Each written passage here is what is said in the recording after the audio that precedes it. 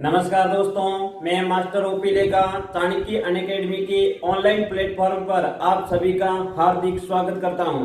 दोस्तों, हम पढ़ रहे हैं शिक्षा मनोविज्ञान और इस कड़ी में हमने अगले वीडियो के अंदर पढ़ा था मनोविज्ञान के विकास क्रम और आज हम इससे आगे पढ़ेंगे।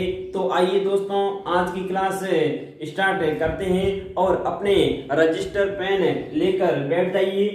तो दोस्तों, सबसे पहले आज ऊपर लगाइए हेडिंग है प्रथम मनोविज्ञान प्रयोगशाला की स्थापना, यानी पूरे विश्व के अंदर प्रथम मनोविज्ञान की प्रयोगशाला कहाँ बनी थी, तो आपको बताना है लिप्जिंग में। ठीक है, तो ऊपर हेडिंग लगाइए मनोविज्ञान की प्रथम प्रयोगशाला।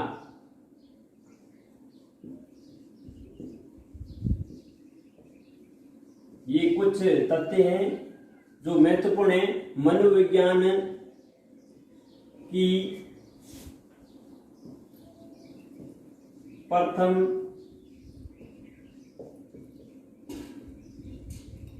प्रयोगशाला। ठीक है, मनोविज्ञान की प्रथम प्रयोगशाला कहां पर है, कब बनाई, तो ध्यान दीजिए दोस्तों।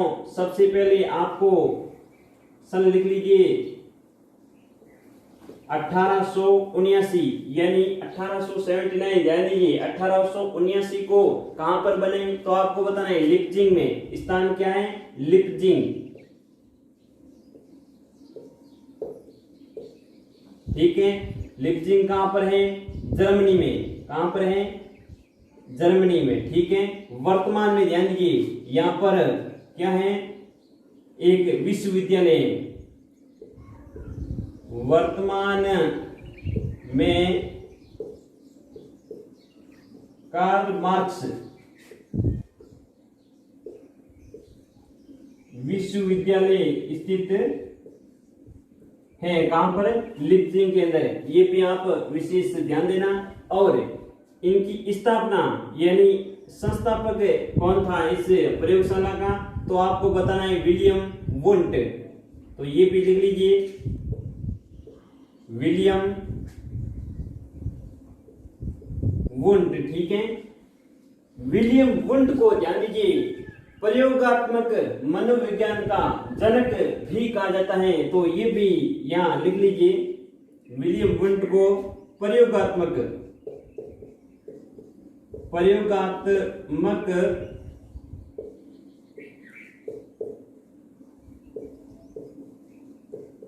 मनोविज्ञान का जनक। ठीक है, प्रयोगात्मक मनोविज्ञान का जनक कहा जाता है। ये भी तथ्य महत्वपूर्ण है।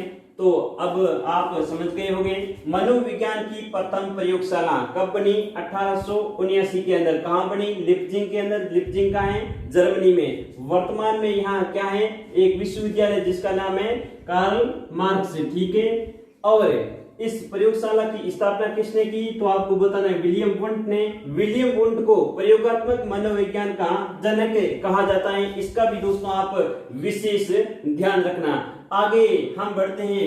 देखिए भारत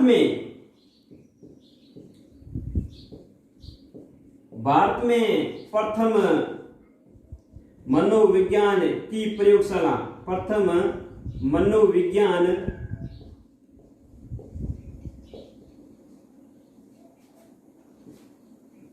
की प्रयोगशाला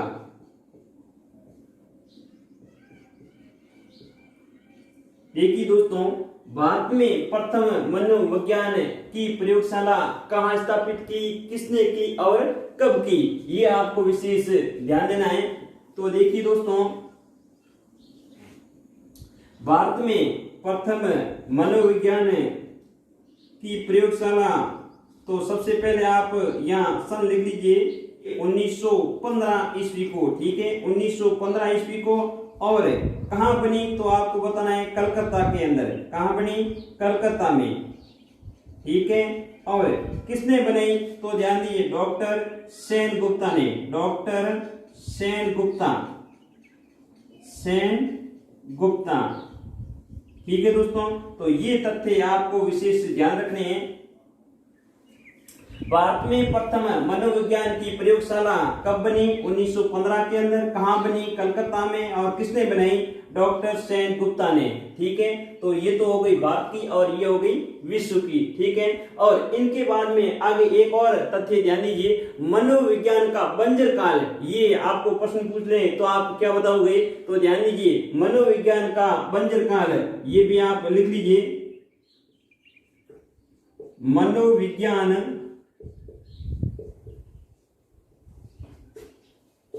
का बंजर काल।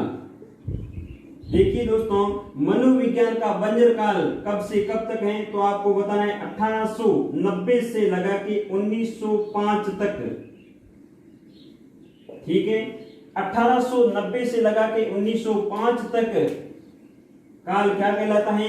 मनोविज्ञान का बंजर काल। बंजर काल यानी इस काल के अंदर मनोविज्ञान के क्षेत्र में कोई प्रगति नहीं हुई। ठीक है, तो ये भी तथ्य आप विशेष रूप से ध्यान रखना। अब हम पढ़ते हैं आगे मनोविज्ञान की परिभाषाएं। तो ये एक बार अपने रजिस्टर के अंदर नोट कर लीजिए या स्क्रीनशॉट ले लीजिए।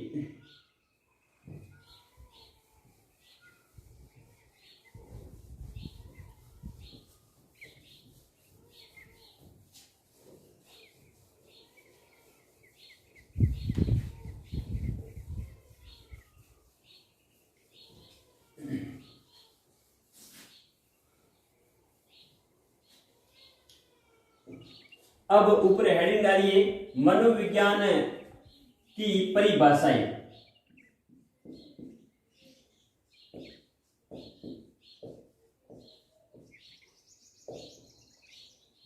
मनोविज्ञान की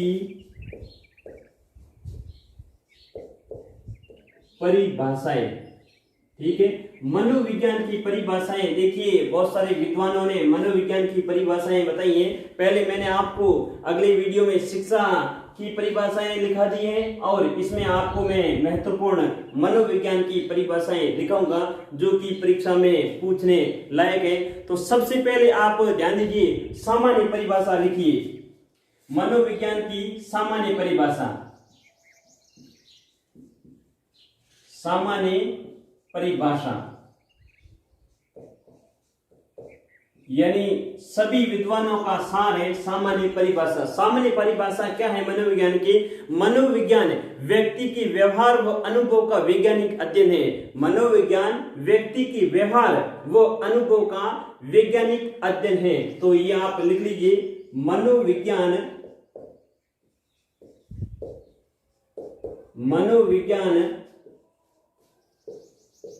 व्यक्ति के व्यवहार व अनुभव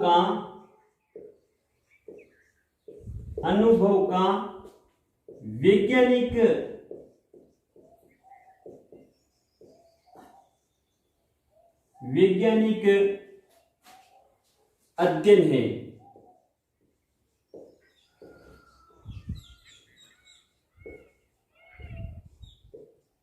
ठीक है, ये तो हो गई सामान्य परिभाषा। मनोविज्ञान व्यक्ति के व्यवहार व अनुभव का वैज्ञानिक अध्ययन है। ठीक है, और अगली परिभाषा हम लिखते हैं इससे आगे क्रो एंड क्रो की, यानी क्रो एंड क्रो मनोवैज्ञानिक हुए।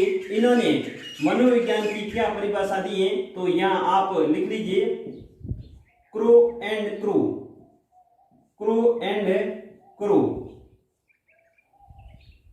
क्रो एंड क्रो के अनुसार मनोविज्ञान की क्या परिभाषा है? तो देखिए दोस्तों, मनोविज्ञान व्यवहार तथा मानव संबंधों का अध्ययन है। तो ये आप विशेष ध्यान देना, मनोविज्ञान मानव व्यवहार और मानव संबंधों का अध्ययन है। तो ये आप लिख लीजिए, मनोविज्ञान मानव व्यवहार तथा मानव संबंधों का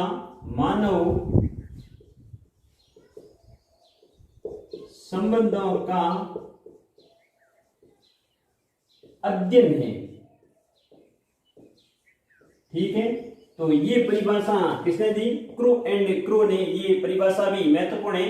मनोविज्ञान मानव व्यवहार तथा मानव संबंधों का अध्ययन है।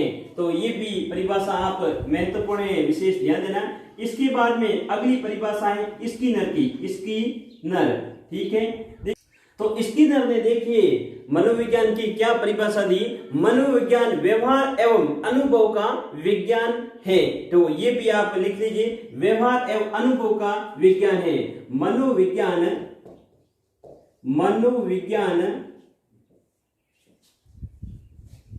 व्यवहार व अनुभव का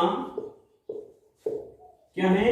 विज्ञान है। ठीक है, ये भी परिभाषा महत्वपूर्ण है स्किनर की, जो अति महत्वपूर्ण है। यही परिभाषा मैं दिखा रहा हूं। स्किनर के अनुसार मनोविज्ञान व्यवहार व अनुभव का विज्ञान है। ठीक है, तो ये भी आप विशेष ध्यान देना।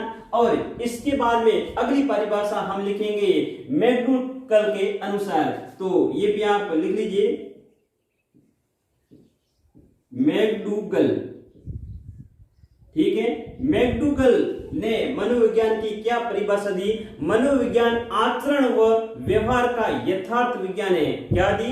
मनोविज्ञान आचरण व व्यवहार का यथार्थ विज्ञान है। तो ये भी आप लिख लीजिए, मनोविज्ञान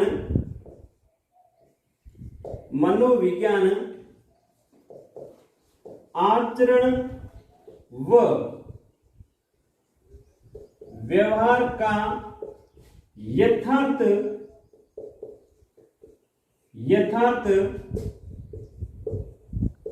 विज्ञान है। ठीक है, तो ये परिभाषा किसकी है? मैकडूगल की। मनोविज्ञान आचरण व व्यवहार का यथार्थ विज्ञान है।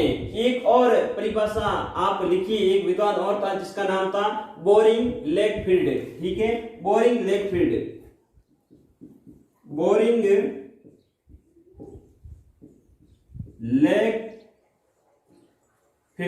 ठीक है, बोरिंग लेकफील्ड। तो इस विद्वान ने मनोविज्ञान की क्या परिभाषा दी? तो देखिए दोस्तों, मानव प्रकृति का अध्ययन है, अर्थात मनोविज्ञान मानव प्रकृति का अध्ययन है। तो ये भी परिभाषा लिख लीजिए, मनोविज्ञान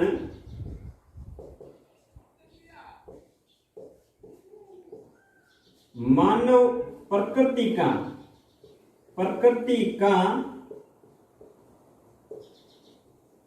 अध्ययन है।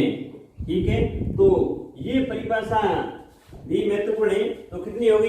1 2 3 4 5। ठीक है, तो ये 5 परिभाषाएं आप विशेष रूप से दोस्तों ध्यान रखना, मनोविज्ञान की परिभाषाएं जो कि हमेशा परीक्षाओं के अंदर पूछा जाता है। तो ये आप विशेष ध्यान देना। ठीक है, सामान्य परिभाषा, मनोविज्ञान व्यक्ति के व्यवहार व अनुभव का वैज्ञानिक अध्ययन है। क्रो के अनुसार मनोविज्ञान की परिभाषा क्या है? मनोविज्ञान मानव व्यवहार तथा मानव संबंधों का अध्ययन है। ठीक है, स्किनर ने क्या कहा? मनोविज्ञान व्यवहार व अनुभव का विज्ञान है। ठीक है, और मैकडूगल ने क्या परिभाषा दी? मनोविज्ञान आचरण व व्यवहार का यथार्थ विज्ञान है। ये थोड़े शब्दों का आप विशेष ध्यान देना।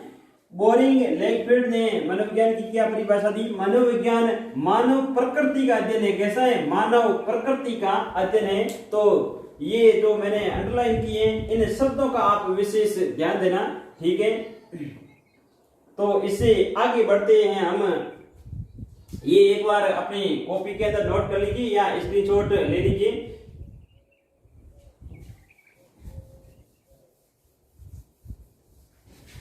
इसके बाद में हम पढ़ते हैं दोस्तों शिक्षा तथा शिक्षा मनोविज्ञान के अंतर, यानी शिक्षा तथा शिक्षा मनोविज्ञान के बीच में अंतर क्या है, तो ये हम पढ़ेंगे।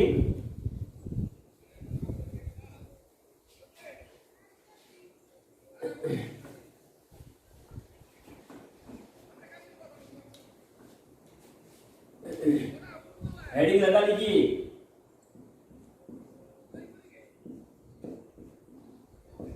शिक्षा तथा शिक्षा मनोविज्ञान।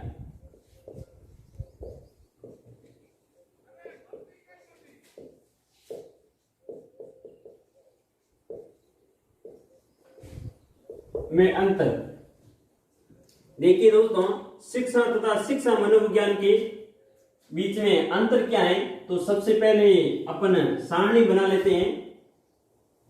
देखिए दोस्तों, इधर तो लिख लीजिए शिक्षा,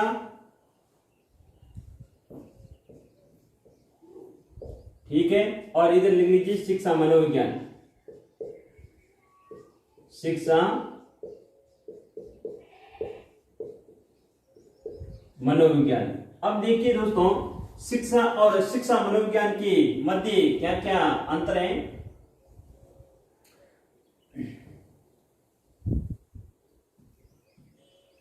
तो सबसे पहला अंतर आप लिखिए, ये क्या है, व्यापक है। क्या है, व्यापक है। शिक्षा व्यापक है और शिक्षा मनोविज्ञान सीमित है। ठीक है, शिक्षा मनोविज्ञान क्या है, सीमित है।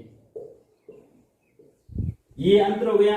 यानी इनका क्षेत्र, यानी शिक्षा का क्षेत्र तो व्यापक है और शिक्षा मनोविज्ञान का क्षेत्र कैसा है, सीमित है। ठीक है, और दूसरा आप लिख लीजिए, ये यानी शिक्षा मनोविज्ञान क्या है, साध्य है, एक साध्य है, और ये क्या है, साधन है। उन साध्य को प्राप्त करने का क्या है, साधन है। ठीक है, साध्य है, अर्थात ये तो मुख्य उद्देश्य लक्ष्य है, और ये क्या है, उस लक्ष्य को प्राप्त करने का साधन है, शिक्षा मनोविज्ञान है। ठीक है, और तीसरी परिभाषा आप लिखिए,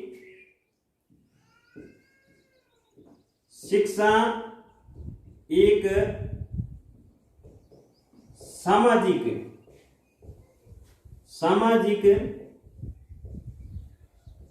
प्रक्रिया है। ठीक है, शिक्षा एक सामाजिक प्रक्रिया है। और इधर आप लिखिए, शिक्षा मनोविज्ञान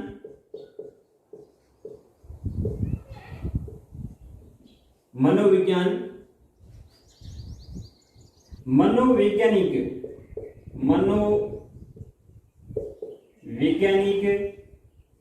ठीक है,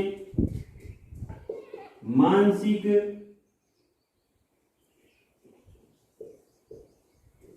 व भावात्मक प्रक्रिया है। ठीक है दोस्तों, शिक्षा एक सामाजिक प्रक्रिया है और शिक्षा मनोविज्ञान मनोवैज्ञानिक भी है, मानसिक भी है और भावात्मक प्रक्रिया। ठीक है, तो इन तीन शब्दों का विशेष ध्यान रखना। इसके बाद में चौथा अंतर लिखिए, आदर्श मूल्यों व जीवन उद्देश्यों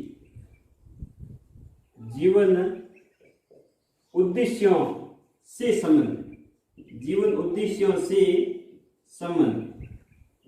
ठीक है, शिक्षा का किससे संबंध है, आदर्श मूल्यों व जीवन उद्देश्यों से संबंध है। ठीक है, और इनका आप लिखिए, ये इनको प्राप्त करने में सहायक हैं, यानी आदर्श मूल्य और जीवन उद्देश्य। तो ये आप लिख लीजिए चौथा, इनको प्राप्त करने में सहायक है। ठीक है, तो ये मुख्य रूप से चार अंतर आप विशेष रूप से ध्यान रखना। व्यापक, सीमित है, साध्य और साधन। शिक्षा एक सामाजिक प्रक्रिया है, शिक्षा मनोविज्ञान मनोवैज्ञानिक, मानसिक और भावात्मक प्रक्रिया है। और यहाँ ध्यान दीजिए, आदर्श मूल्यों और जीवन उद्देश्यों से संबंध है। और ये शिक्षा मनोविज्ञान क्या है, इनको प्राप्त करने में क्या है, सहायक है। ठीक है, तो ये भी आप अपने नोटबुक के अंदर लिख लीजिए।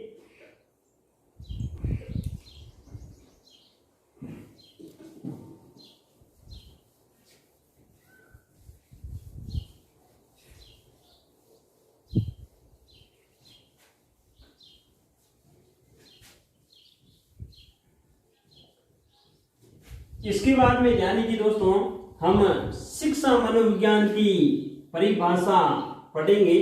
तो सबसे पहले ऊपर हेडिंग लगा लीजिए, शिक्षा मनोविज्ञान की परिभाषाएं। सबसे पहले हमने शिक्षा की परिभाषा पढ़ा, इनके बाद में हमने मनोविज्ञान की परिभाषाओं को पढ़ा। अब हम पढ़ेंगे शिक्षा मनोविज्ञान की परिभाषाएं। तो ऊपर हेडिंग लगा लीजिए, शिक्षा मनोविज्ञान की परिभाषाएं।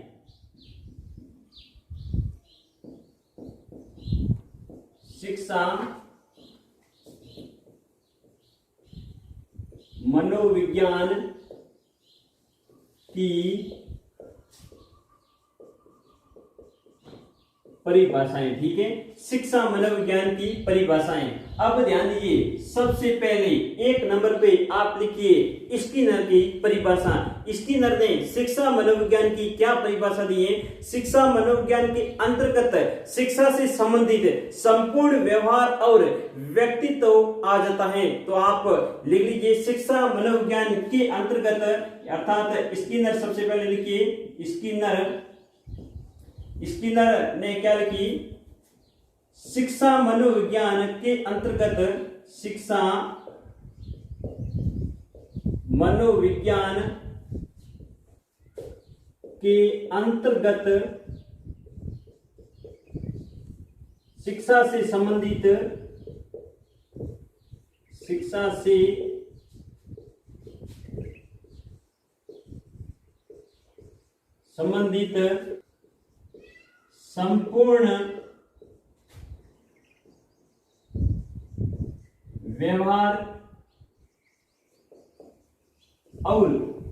संपूर्ण व्यवहार और व्यक्तित्व आ जाता है। ठीक है, व्यक्तित्व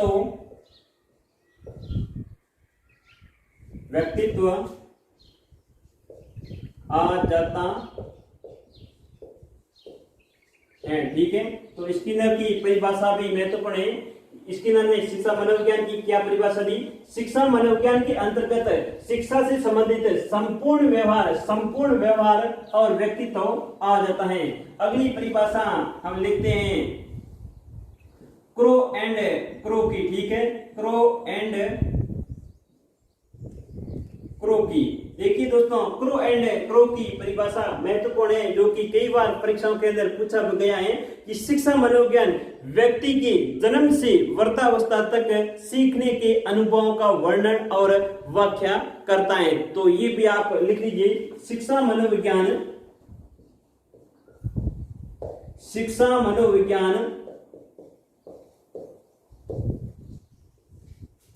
व्यक्ति के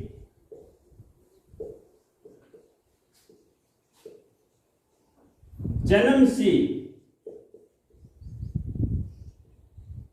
वृद्धावस्था तक सीखने के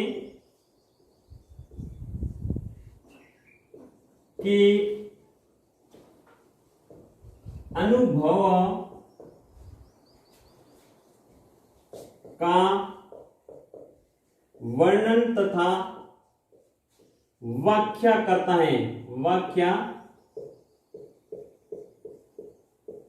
करता है। ठीक है, तो ये परिभाषा महत्वपूर्ण है, कई बार परीक्षाओं के अंदर पूछी गई है। क्रो एंड क्रो के अनुसार शिक्षा मनोविज्ञान की क्या परिभाषा है? शिक्षा मनोविज्ञान व्यक्ति के जन्म से वृद्धावस्था तक, ध्यान दीजिए, जन्म से वृद्धावस्था तक सीखने के अनुभवों का वर्णन तथा व्याख्या करता है। ठीक है, अगली परिभाषा और एक स्किनर ने दी थी, तो तीसरी परिभाषा लिख लीजिए स्किनर की। यानी स्किनर ने दो परिभाषा दी, एक तो ये देखिए ऊपर लिख दी है, और दूसरी स्किनर की क्या परिभाषा है? शिक्षा मनोविज्ञान का संबंध सीखने और सिखाने में है। ठीक है, तो ये भी लिख लीजिए, शिक्षा मनोविज्ञान का संबंध, शिक्षा मनोविज्ञान का संबंध सीखने व सिखाने से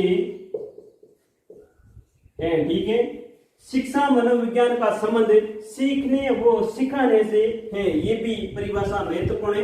और अगली परिभाषा एक विद्वान था जिसका नाम था पील। ठीक है, पील के अनुसार शिक्षा मनोविज्ञान की क्या परिभाषा दी, तो आप ध्यान दीजिए, शिक्षा मनोविज्ञान शिक्षा का विज्ञान है। ठीक है, इसने सरल परिभाषा दी है, शिक्षा मनोविज्ञान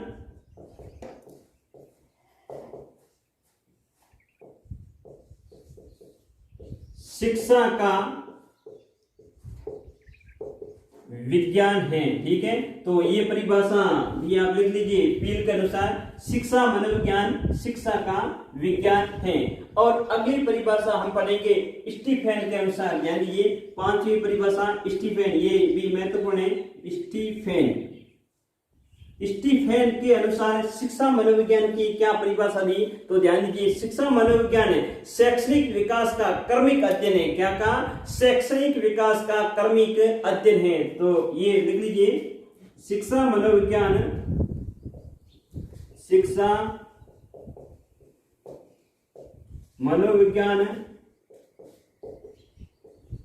शैक्षणिक विकास का क्रमिक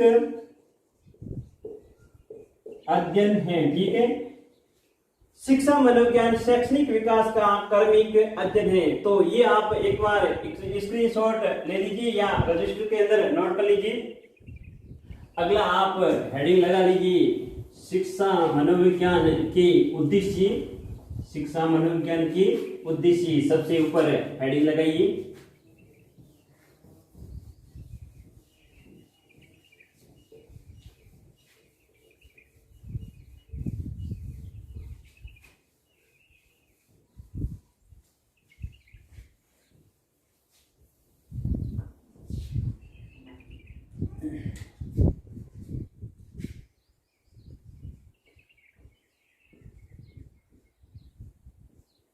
शिक्षा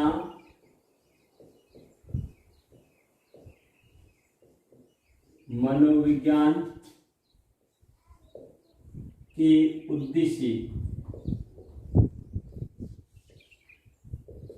ठीक है, सबसे ऊपर हेडिंग लगाइए, शिक्षा मनोविज्ञान के उद्देश्य। तो देखिए दोस्तों, सबसे पहला और महत्वपूर्ण उद्देश्य है शिक्षण कार्य में सहायता प्रदान करना। तो पहला आप लिख लीजिए, शिक्षण कार्य में सहायता प्रदान करना। शिक्षण कार्य में सहायता प्रदान करना। ठीक है, तो इससे भी प्रश्न पूछा जाता है, ध्यान देना, शिक्षा मनोविज्ञान के उद्देश्य, यानी ऐसा प्रश्न पूछेंगे कि शिक्षा मनोविज्ञान का उद्देश्य निम्न में से कौन सा नहीं है। तो आपको इसमें से आपको साधना है या अलग करना है, तो इनका विशेष ध्यान देना। शिक्षा मनोविज्ञान के उद्देश्य, इनसे कई बार प्रश्न पूछा गया है। तो अगला उद्देश्य है बालक के व्यक्तित्व का विकास करना। ठीक है, बालक के व्यक्तित्व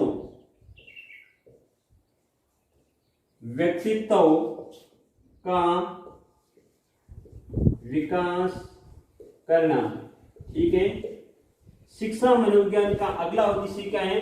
बालक के व्यक्तित्व का विकास करना। और इससे अगला उद्देश्य, तीसरा उद्देश्य शिक्षा मनोविज्ञान का सिद्धांतों की खोज तथा तथ्यों का संग्रहण करना। ठीक है, सिद्धांतों की खोज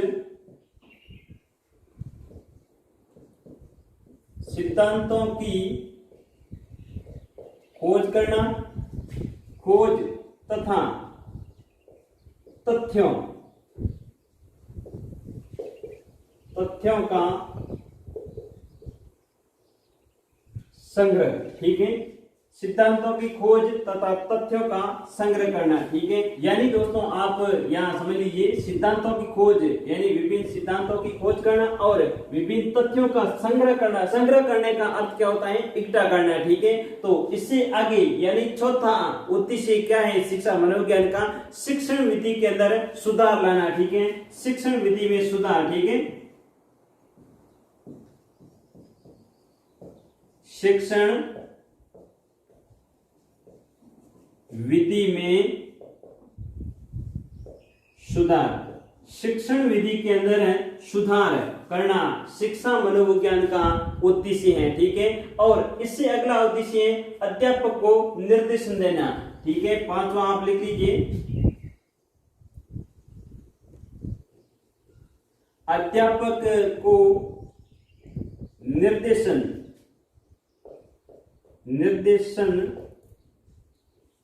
देना। ठीक है, अध्यापक को निर्देशन देना। ठीक है, इससे अगला उद्देश्य, छठा उद्देश्य क्या है, तो आपको बताना है शिक्षा के उद्देश्यों की प्राप्ति करना। ठीक है, तो यहाँ आप लिख लीजिए, शिक्षा के उद्देश्यों की प्राप्ति करना। ठीक है, शिक्षा के उद्देश्यों की प्राप्ति करना, यानी शिक्षा मनोविज्ञान के उद्देश्य हम पढ़ रहे हैं, तो ये भी आप विशेष ध्यान देना। शिक्षा के उद्देश्यों की प्राप्ति करना एक उद्देश्य है शिक्षा मनोविज्ञान का। और अगला ध्यान दीजिए, अभिभावकों का मार्गदर्शन करना। ठीक है, अगला आप लिख लीजिए, अभिभावकों का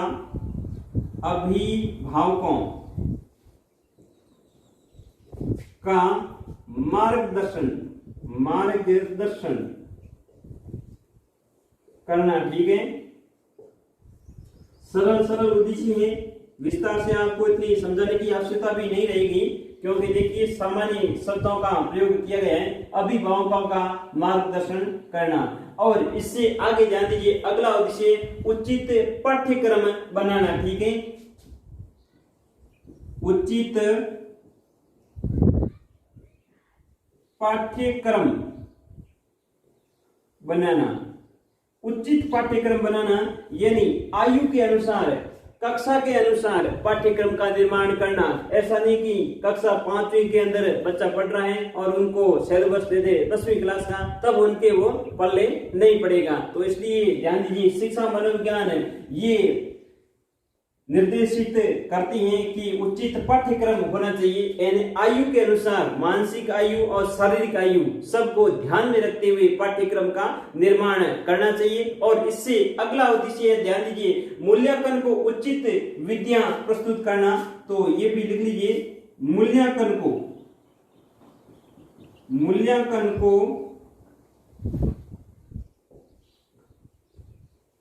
उचित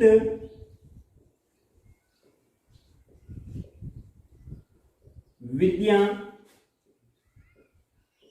प्रदान करना। ठीक है, यानी मूल्यांकन भी आप शिक्षा मनोविज्ञान को ध्यान में रखते हुए, यानी जो विधियां मूल्यांकन की अपना रही हैं उनको शिक्षा मनोविज्ञान को ध्यान में रखते हुए ध्यान दीजिए मूल्यांकन करना चाहिए, ताकि वास्तविक और सही मूल्यांकन हो सके। और इसका अगला उद्देश्य क्या है, तो आपको बताना है व्यावसायिक निर्देशन देना। ध्यान दीजिए, व्यावसायिक निर्देशन देना, 10वां लिख लीजिए, व्यावसायिक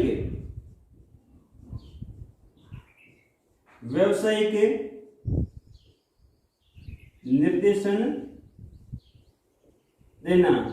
देखिए, व्यावसायिक यानी धंधे के अंदर या व्यापार के अंदर भी शिक्षा मनोविज्ञान की आवश्यकता होती है, यानी आपको अच्छा व्यापार का मैनेजमेंट करना है तो आपको यहाँ शिक्षा मनोविज्ञान की आवश्यकता होगी, इसका भी विशेष ध्यान देना। और व्यवहार का ज्ञान भी करती हैं और भविष्यवाणी भी करती हैं और नियंत्रण भी करती हैं, ये भी आप विशेष ध्यान देना। यानी शिक्षा मनोविज्ञान की उद्देश्य महत्वपूर्ण है, आप ये सभी उद्देश्य अपने नोटबुक के अंदर लिख लीजिए। इससे आगे लिखिए शिक्षा मनोविज्ञान की प्रकृति। ठीक है, शिक्षा मनोविज्ञान की प्रकृति, तो यहां लिख लेता हूं,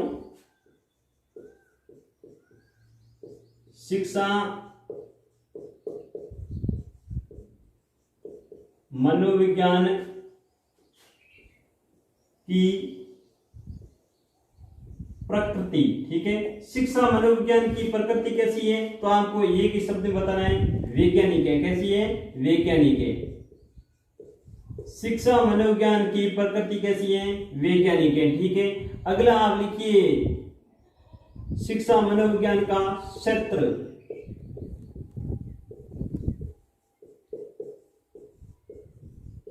मनोविज्ञान का क्षेत्र। देखिए दोस्तों, शिक्षा मनोविज्ञान का क्षेत्र सीमित है अभी तक, क्योंकि अभी तक शिक्षा मनोविज्ञान शैशवावस्था में, इसका आप विशेष ध्यान देना, यानी वर्तमान शताब्दी के पूर्वार्ध में जन्म लेने के कारण अभी मनोविज्ञान क्या है, शैशवावस्था में है। इस कारण शिक्षा मनोविज्ञान के क्षेत्र की सीमाएं अभी निर्धारित नहीं की गई है, तो ये भी आप विशेष ध्यान देना, लिख लीजिए। वर्तमान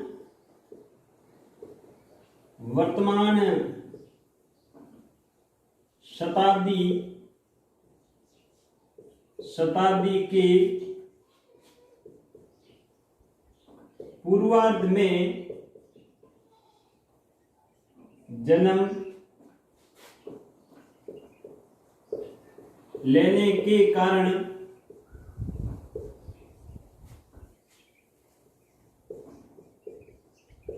शिक्षा मनोविज्ञान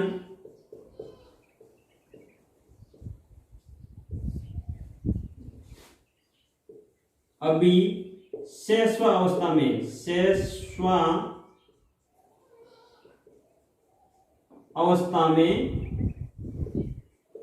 है।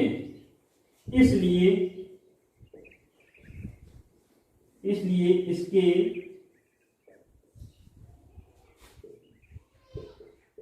क्षेत्र की सीमाएं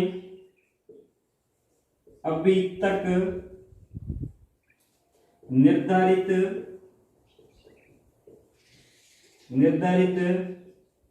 नहीं हो पाई है। ठीक है, तो ये आप विशेष रूप से ध्यान देना। शिक्षा मनोविज्ञान की प्रकृति, तो सभी शिक्षा मनोवैज्ञानिकों ने अर्थात शिक्षा मर्मज्ञों ने शिक्षा मनोविज्ञान की प्रकृति को कैसा बताया है, वैज्ञानिक बताया है, इसका आप विशेष ध्यान देना। और शिक्षा मनोविज्ञान का क्षेत्र आपको पूछे तो आपको बताना, ध्यान दीजिए, वर्तमान शताब्दी के पूर्व में जन्म लेने के कारण शिक्षा मनोविज्ञान अभी क्या है, शैशवावस्था में है। इसका आप विशेष ध्यान देना। कौन सी अवस्था में, शैशवावस्था में। ठीक है, शिक्षा मनोविज्ञान अभी शैशवावस्था में है, इसलिए इनके क्षेत्र की सीमाएं अभी तक निर्धारित नहीं हो पाई है, तो इसका भी आप विशेष ध्यान देना। ये सभी अपनी नोटबुक के अंदर अच्छी तरह से उतार लें। तो दोस्तों, आज का ये वीडियो मनोविज्ञान पर आपको कैसा लगा? अगर अच्छा लगा है तो दोस्तों के साथ ज्यादा से ज्यादा शेयर करना, ताकि इस निःशुल्क ऑनलाइन क्लास का सभी फायदा भी उठा सके। और अभी तक कोई नया सदस्य है तो सब्सक्राइब जरूर कर दे चैनल को, और घंटी का बटन भी प्रेस कर दे, ताकि आगे आने वाले शानदार वीडियो आप समय पर देख सके। तो धन्यवाद दोस्तों।